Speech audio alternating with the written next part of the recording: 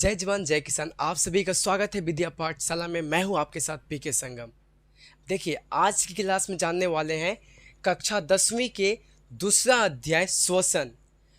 उसी चैप्टर का श्वसन चैप्टर का यह पार्ट 1 वीडियो है। ऐसे करके पार्ट 2 वीडियो भी इसका आएगा। तो देखिए, सबसे पहले समझते हैं कि श्वसन जो है होता क्या है। चैप्टर का नाम श्वसन है, तो सबसे पहले श्वसन को ही समझते हैं कि श्वसन होता क्या है। तो देखिए, कहा जाता है वृहत रूप से श्वसन उन सभी प्रक्रियाओं का सम्मिलित रूप है जिनके द्वारा शरीर में ऊर्जा का उत्पादन होता है। मतलब श्वसन जो है एक प्रक्रिया है। जैसे किसी को एक थाप मार दीजिए तो थाप मारना क्या हो गया, एक प्रक्रिया हो गया। और थाप मारना के बाद वो कानने लगा तो वो की हो गया, वो रिजल्ट हो गया। वैसे समझिएगा कि श्वसन एक प्रक्रिया है। और जब प्रक्रिया होता है तो यहाँ पे बनता की है ऊर्जा, मतलब रिजल्ट क्या है, ऊर्जा। तो श्वसन एक ऐसी प्रक्रिया है जिसके द्वारा शरीर में ऊर्जा का उत्पादन होता है। देखिए, अब आप लोग बोलिएगा कि सर कहीं श्वसन से ऊर्जा मिलता है, खाना खिला से ऊर्जा मिलता है। तो देखिए, बात आपका सही है कि खाना से ही ऊर्जा मिलती है, लेकिन हम ऐसा क्यों बोल रहे हैं कि श्वसन से ऊर्जा का उत्पादन होता है। ऐसा इसलिए बोल रहे हैं, जैसे समझिए, जैसे आपके पापा जो है सब्जी लाया है, और सब्जी लाया है, मैया बोल दी नहीं बनाएंगे सब्जी हम, तो आप खा पाइएगा नहीं खा पाइएगा। तो अब यहाँ पे सब्जी को बना कौन रही है, मैया। अब मैया नहीं बनाएगी तो आप खा नहीं पाओगे। और अगर मैया बना दी और आप खा लिए, अब पापा जाके बोलेगा देखिए हम सब्जी बने नहीं। तो ऐसा पॉसिबल तो है नहीं। क्यों? क्योंकि वहाँ पे मैया अपना बोलेगी कि हम बनाए हैं, हम बनाए हैं। उसी प्रकार समझिएगा कि आप जब भोजन करते हैं ना, तो भोजन से बनता है ग्लूकोज। क्या बनता है? ग्लूकोज। आपने जब भोजन किया तो भोजन से क्या बना? ग्लूकोज।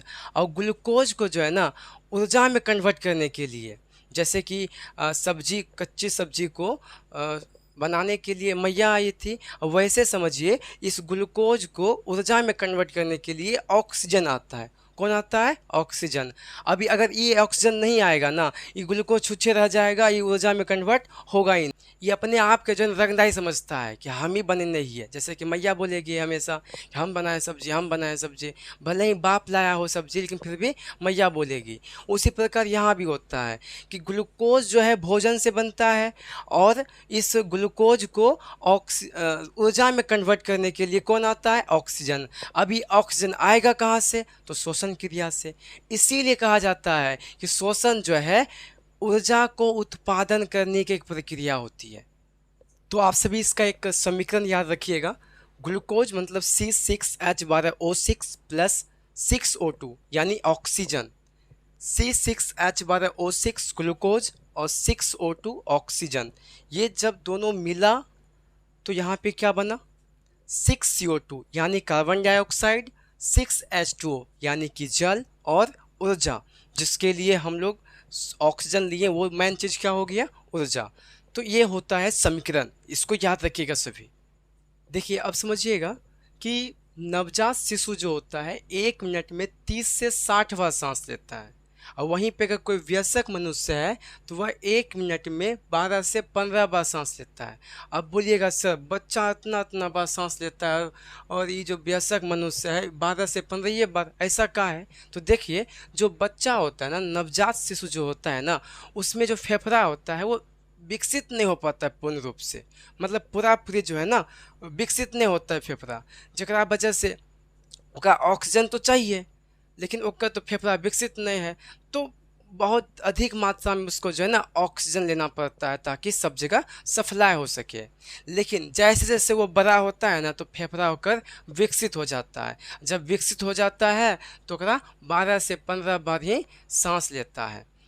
जैसे आप देखिएगा कि अगर घर पूरा नहीं बना हुआ है ना तो उसमें जल्द जल्दी काम करवाइएगा, लेकिन जैसे घर पूरा होने वाला होता है तो उसमें बोलते हैं अच्छा करो, कोई दिक्कत नहीं है, कोई दिक्कत नहीं, हो जाएगा पूरा।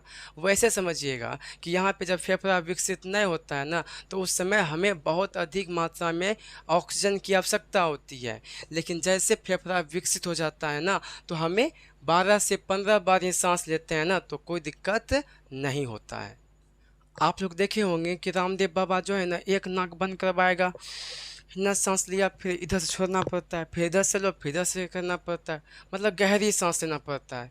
अब बात आती है कि ऐसा काहे करवाता है रामदेव बाबा। तो इसके पीछे एक रीज़न ये है कि अगर आप गहरी सांस लीजिएगा ना तो आपका श्वसन तंत्र विकसित होता है। देखिए जैसे कि मान लो एक कुत्ता होता है ना, कुत्ता 1 मिनट में 60 बार सांस लेता है। मतलब 1 मिनट में कुत्ता जो है 60 बार सांस लेगा। और जीता कितना साल है? 10 से 12 वर्ष, बस इतना ही जीता है। और वहीं पे अगर कछुआ लेना तो कछुआ 1 मिनट में 2 या 3 बार सांस लेता है और जीता कितना है? 300 वर्ष। तो अब सोचिएगा कि सर देखिए 2 या 3 बार ही सांस लिया और जी गया इतना, तो हम लोग भी ऐसा करते हैं कि 1 या 2 बार सांस लेंगे तो जिएंगे ज़्यादा। तो ऐसा बात नहीं है कि देखिए तरीका होता है, सब जीवों का अलग अलग तरीका होता है। जैसे देखें हम लोग गिलास से पानी पीते हैं, है ना। अब वहीं पे देखा जाए कुत्ता, तो कुत्ता जो है मुंह पे लगा देता है। तो दोनों में क्या है? अलग अलग है। वो भी पानी पी रहा है, हम भी पानी पी रहे हैं, लेकिन दोनों का तरीका क्या है? अलग अलग है। तो वही बात यहाँ भी है कि सभी जीवों में सांस लेने की जो है ना तरीका अलग अलग होता है। लेकिन हाँ, आप ऐसा कर सकते हैं कि जब गहरी सांस लीजिएगा ना तो आपका जो श्वसन तंत्र होता है वो मजबूत होता है, तो आप गहरी सांस ले सकते हैं। ऐसा मत सोचिएगा कि भाई कि हम भी कछुआ जैसे करेंगे, 2 या 3 बार सांस लेंगे और 300 वर्ष जिएंगे। ऐसा नहीं हो सकता है। काहे? ये कछुआ है और आप मनुष्य हैं, दोनों में बहुत अंतर है, दोनों का शारीरिक ढंग अलग अलग होता है। इसीलिए सभी को अलग अलग तरीका से श्वसन क्रियाएं होती है। देखिए अब बात करते हैं कि मरने के बाद आदमी का शरीर ठंडा क्यों हो जाता है। तो आप लोग देखे होंगे कि जब आदमी को मर जाता है ना तो उसका शरीर ठंडा हो जाता है। ऐसा क्यों होता है? आइए समझते हैं। देखिए आपने खाना खाया तो खाना से क्या मिला आपको? ग्लूकोज मिला। लेकिन ग्लूकोज तो अकेले ऊर्जा बनाएगा नहीं, तो ग्लूकोज को ऊर्जा में बदलने के लिए आपने सांस लिया, सांस में ऑक्सीजन को लिया। तो ग्लूकोज जैसे ऑक्सीजन के संपर्क में आया तो ये की बना दिया? ऊर्जा बना दिया। और ऊर्जा से जो है ना उष्मा मिलता है, गर्मी मिलता है आपके शरीर में।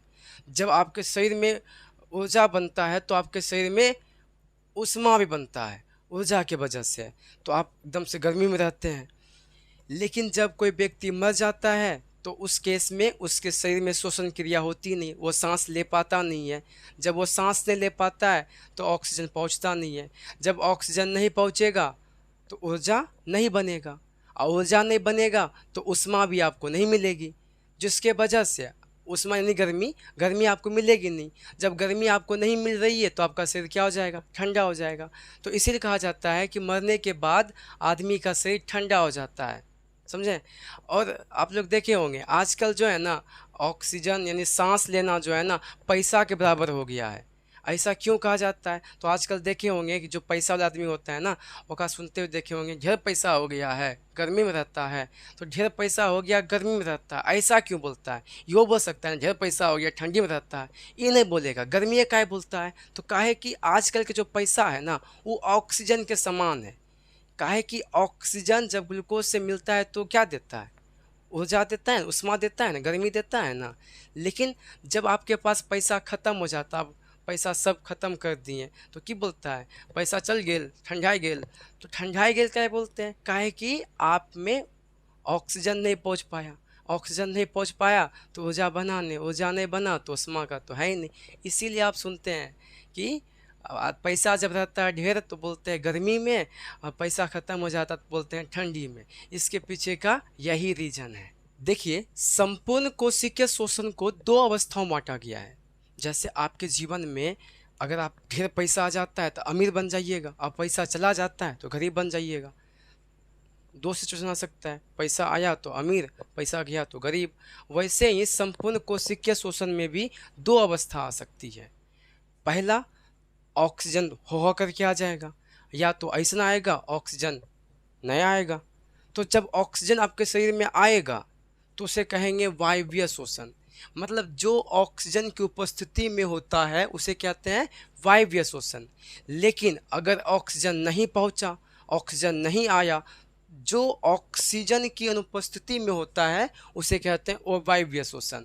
मतलब जकरा में ओ लगा हुआ हो ना समझ जाइएगा एकरा में ऑक्सीजन नहीं है। जकरा में ओ नहीं लगा हुआ है, वायवीय श्वसन है, तो इसमें ऑक्सीजन है। जो ऑक्सीजन की उपस्थिति में होगा वायवीय श्वसन, और जो ऑक्सीजन की अनुपस्थिति में होगा, मतलब यहाँ पे ऑक्सीजन प्रेजेंट नहीं है, वो वायवीय श्वसन में ऑक्सीजन प्रेजेंट नहीं है, तो उसे कहते हैं वो वायवीय श्वसन। इन दोनों के बारे में अगले पार्ट में चर्चा करेंगे। तब तक में अगर आपको हमारी वीडियो पसंद आती है तो लाइक करें और चैनल को सब्सक्राइब करें। Thank you.